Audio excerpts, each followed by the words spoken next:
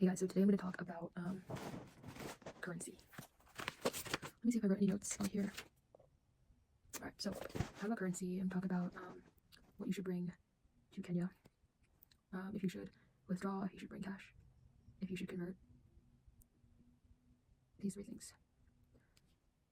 Alright, so I have 3 suggestions. The first is what I did and what worked and didn't work. The second is who takes what. And the third are actual suggestions. That makes sense. First is what I did, what worked, didn't work. Second is who takes what, like what stores, what establishments take what. And the third is my personal suggestion, now that I know.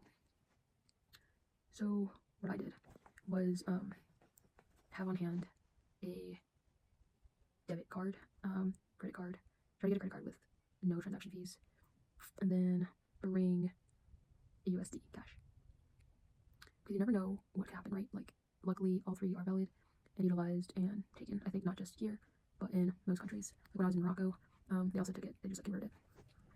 Alright, so now that we're done with what I did, let's talk about what worked and what didn't work. And I'll tie that into the third part. First of all, in my experience, all restaurants, all like official restaurants take credit cards, and all grocery stores take credit cards, all Ubers take credit cards, and everywhere else takes cash.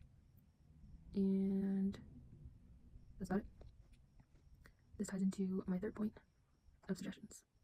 However, I didn't take my own suggestion, so up to your discretion. There's something here called M-Pesas, which is similar to Venmo in America, except for it's not like person to person. Well, it is person to person, but it's through the phone company as opposed to us. It's through our application. So we have from application person A on the application to person B on the application, whereas they have it sending money from person A through a phone company to person B through a phone company. So like if there's ever a problem, it's the phone company that reverses the transaction. Make sense? All right. So back to point 2.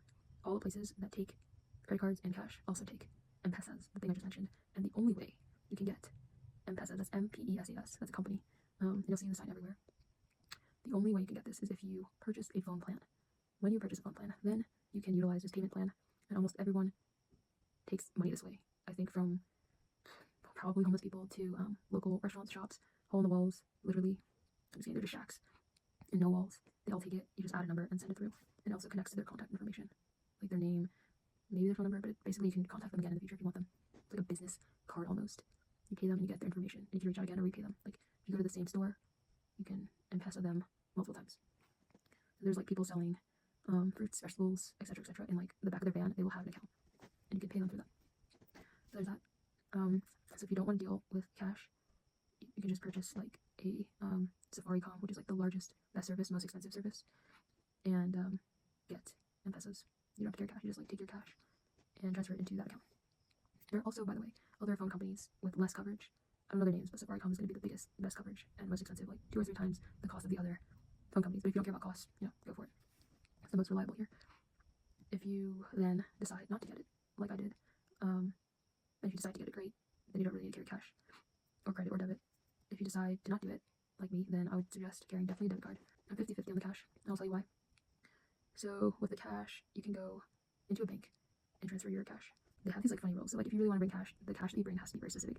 It has to be crisp, like just printed and minted from the bank or government printing press. That's one. Very like pristine, no cuts, no folds. Like the money we use in America that gets moved around cannot be used. And 2, it cannot have any marks. So sometimes like we mark our money to see if it's real, or some people are tracking where their money is through like a company or a stamp. None of those will be taken, depending on the person deciding if they want to take your money or not at an official bank. The third thing they have to know is normally you don't want to carry your passport everywhere, but when you're exchanging cash, if you exchange cash through a bank, you need your passport. They will scan it and use that as proof that you're real. So those are the 3 things you need if you brought cash, the actual cash, making sure it's crisp, no markings, and your passport. That's the cash route. And the last route you definitely should have is your debit card, and that allows you to go into any ATM and take out money. But you don't need me to tell you how ATM works. The reason I'm telling you this is because there are also certain rules here at the ATM, and that is you can only take out 40K at a time, and I believe up to 80K per day. And then at least for foreign accounts, aka you don't have a bank account here with maybe transaction fees. So I guess if you have like banks without transaction fees, there may not be. For everyone else, there's an ATM access fee and that access fee is 583 shillings, which is about like close to $5. Just think $5 effectively. So if you're gonna pull out more than 40k of shillings, you're going to have to pay $5 at least each time. So keep that in mind when you are taking out money or deciding to use cash if you don't use M-Pesas or a credit card. The other thing I wanted to mention currently, as you're watching this, it's $1 to 130 shillings right now. It goes up and down based on the market, of course, but that's what it is right now. And just to give like a bonus gauge for those that are still here, a bottle of water for a local, I believe it's 120 shillings. So for $1, you can get two large bottles of water. If that helps you gauge the currency, which is a lot more than, in America you get a bottle of water, 1/4 a gallon, or about $1 or $2, right? Cool. So that's basically what I wanted to tell you guys. And anything else? I think besides that, some random bonuses. Just some images. This is about $10. They're in paper format. They have some shiny things. This is kind of what a regular amount of money. There's like, I guess there's no rippage. They have different materials. So this 1,000 is about a little less than $10, probably like $8.40 or $8.90 something. That's one of them. If you go to the bank, you're gonna end up like just with lots of money.